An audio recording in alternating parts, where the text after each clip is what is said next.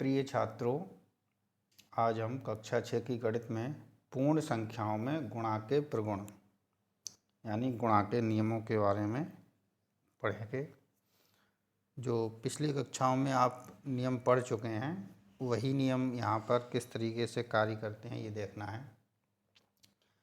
सबसे पहले संबरक प्रगुण, गुणन में संबरक प्रगुण, जोड़ में घटाने में हमने संबरक प्रगुण देखा था।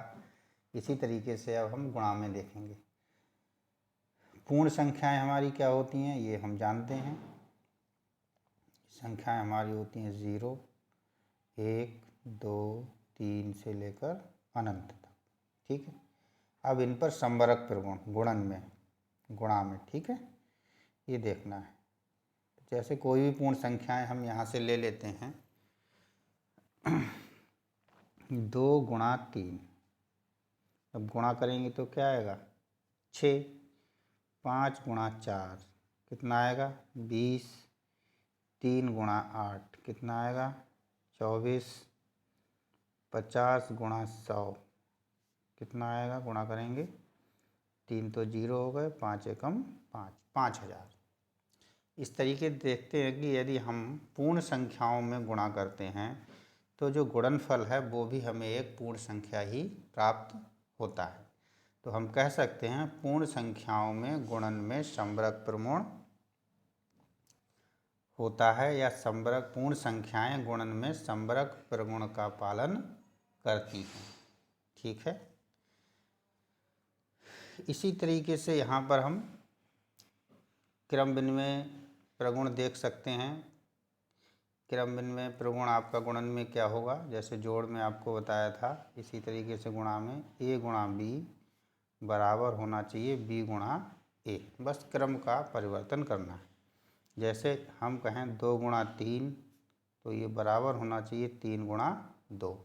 2 गुणा 3 कितना होता है 6, 3 गुणा 2 कितना होता है 6, बराबर हो गया। 7 गुणा 5 और 5 गुणा 7 देखते हैं, 7 पंजे 35, 5 सत्ते 35, तो यहाँ भी ये दोनों बराबर आते हैं। यानी कि पूर्ण संख्याएं गुणन में क्रम विनिमय प्रगुण का पालन करती हैं, यानी संबरक प्रगुण का पालन भी हो रहा है यहाँ पर, और क्रम विनिमय प्रगुण का भी पालन हो रहा है। ठीक है, तो यहाँ पर हम सही का निशान लगा लेते हैं एक तरीके से अपना ध्यान रखने के लिए कि संबरक प्रगुण का पालन करती हैं पूर्ण संख्याएं गुणन में, और क्रम विनिमय प्रगुण का भी पालन करती हैं पूर्ण संख्याएं गुणन में। तीसरा था हमारे पास सहचर्य नियम। ठीक है, सहचर्य प्रगुण, तो सहचर्य प्रगुण को देखते हैं। जोड़ में आपने देखा था, जोड़ में जो पूर्ण संख्याएं हैं वो सहचर्य प्रगुण का पालन करती हैं। गुणन में देखते हैं करती हैं या नहीं करती हैं।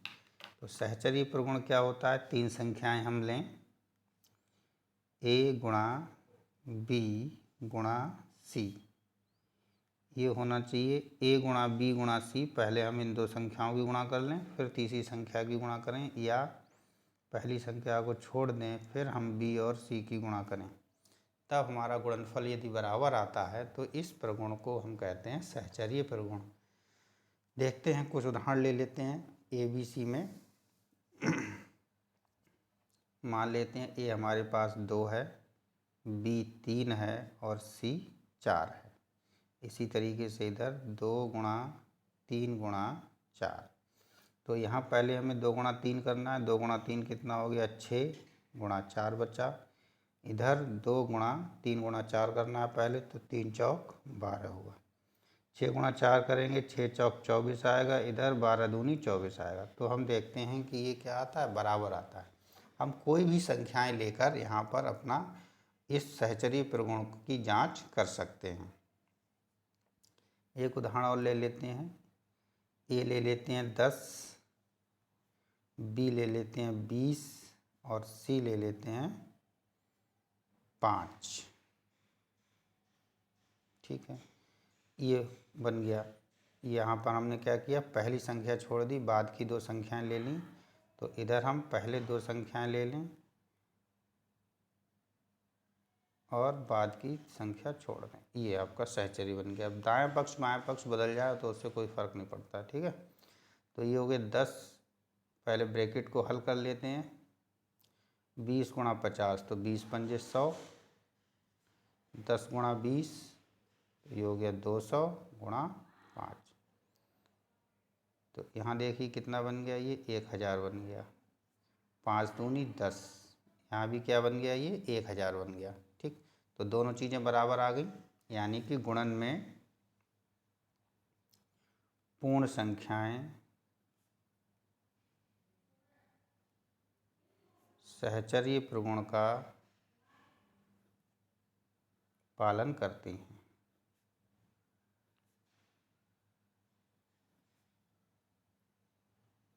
ठीक, इसके बाद देखते हैं शून्य। शून्य से गुणा जब हम करते हैं तो क्या व्यवहार रहता है इन संख्याओं का। इसे नाम दिया गया है शून्य का गुणन प्रगुण। शून्य का गुणन प्रगुण देखते हैं। जैसे 2 गुणा शून्य करें, 3 गुणा शून्य करें, 0 गुणा 4 करें, 0 गुणा 8 करें, तो ये गुणन कितना आएगा हमारा। जब भी हम शून्य की गुणा करेंगे तो संख्या में उत्तर हमें क्या मिलेगा, शून्य। यानी गुणन प्रगुण ये बताता है किसी भी संख्या में यदि हम शून्य की गुणा करेंगे तो गुणनफल हमें क्या मिलेगा, शून्य मिलेगा। तो यहाँ पर पूर्ण संख्याएं गुणन में शून्य प्रगुण का पालन करती। ध्यान रखना है कि शून्य से जब भी हम गुणा करेंगे तो हमें क्या मिलेगा, शून्य मिलेगा। इसके बाद गुणन का तत्समक अवयव। गुणन का तत्समक अवयव, ठीक है। जैसे हमने जोड़ में योग में देखा था, योग का तत्समक अवयव क्या था, शून्य। जैसे हम किसी संख्या में शून्य को जोड़ रहे थे तो हमें उत्तर वही संख्या मिल रही थी। तो गुणन में क्या होगा तत्समक अवयव 1। जब हम 1 से किसी संख्या की गुणा करेंगे तो हमें उत्तर वही मिलेगा। 7 की 1 से गुणा करेंगे 7 मिलेगा, 50 की 1 से गुणा करेंगे तो 50 मिलेगा, 1225 की अगर हम 1 से गुणा करेंगे तो हमें 1225 मिलेगा। तो इस तरीके से देखते हैं गुणन का जो तत्सम अवयव होता है वो कितना होता है, 1 होता है। 1 से यदि हम किसी संख्या की गुणा करेंगे तो हमें संख्या वही प्राप्त हो जाएगी। तो ये दो जो प्रगुण हैं, शून्य का गुणन प्रगुण, ये ध्यान रखना है। और 1 से जब गुणा करेंगे यानी गुणन का तत्समक अवयव, तब ये हमें ध्यान रखना है कि हमें गुणनफल वही प्राप्त हो जाएगा। इसके बाद वितरण नियम आते हैं हमारे पास। 2 वितरण नियम होते हैं।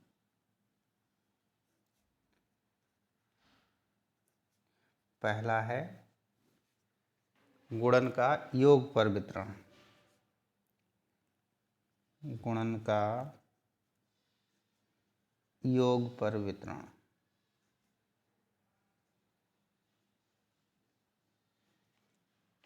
और दूसरा होता है हमारे पास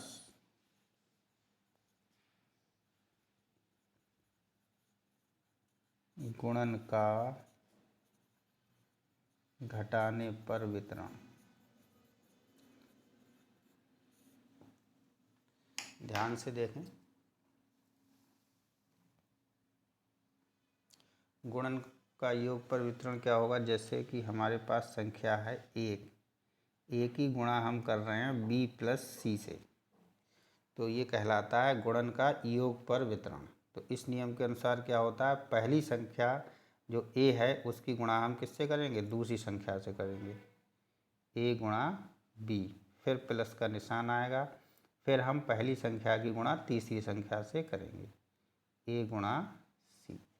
ठीक है, देखते हैं क्या पूर्ण संख्या इस नियम का पालन करती हैं। उदाहरण ले लेते हैं, a 2 ले लेते हैं, b 3 ले लेते हैं, c 4 ले लेते हैं। तो इधर देखें 2 गुणा 3 हो जाएगा, 2 गुणा 4 होगा।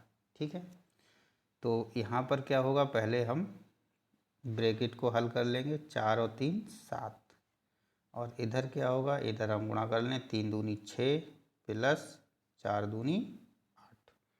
ठीक, तो इधर देखें 7 दूनी 14 गुणा हो गई, इधर क्या करना है, योग करना है, 8 और 6 क्या होगा 14। ठीक, तो देखते हैं हम ये चीज़ें क्या आ गई, बराबर आ गई, यानी कि जो हमारी पूर्ण संख्याएं हैं वो गुणन का योग पर वितरण नियम का पालन करती हैं।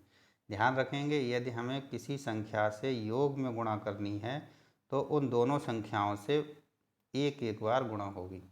पहली संख्या की गुणा दूसरी संख्या से, फिर प्लस पहली संख्या की गुणा तीसरी संख्या से। ठीक है, इस तरीके से हम गुणा करेंगे। इसी तरीके से गुणा यहाँ होगी, अगर हम गुणन जो है घटाने पर वितरित होगा b माइनस सी, तो पहली संख्या की गुणा दूसरी संख्या से a गुणा b, माइनस का चिन्ह, फिर पहली संख्या की गुणा तीसरी संख्या से a गुणा c। यानी वितरण नियम में जो चिन्ह है वो वही आ जाएगा और एक एक बार पहली संख्या की गुणा हो जाएगी। देखते हैं इसे भी इसी उदाहरण से। 2 गुणा 3 माइनस 4 बराबर 3 माइनस 2 गुणा 4। हल कर लीजिए, 3 में से 4 घटाएंगे तो 1 बचेगा, इधर 6 4 दूनी 8, गुणा करेंगे तो प्लस माइनस 2 एकम 2, यहाँ तो यहाँ माइनस के 2 बचेंगे। तो देख रहे हैं बाएं पक्ष और दाएं पक्ष बराबर आ रहे हैं, यानी कि पूर्ण संख्याएं गुणन का घटाने पर वितरण नियम का पालन करती हैं। ठीक है, तो ये हमारे पूर्ण संख्याओं के प्रगुण थे। आप इन्हें और उदाहरण लेके बदल के इनकी जांच करेंगे तो आपको और अच्छे से समझ में आ जाएगा। ठीक है, इसे आप पढ़ें और इसके बाद हम इसकी अभ्यास देखें।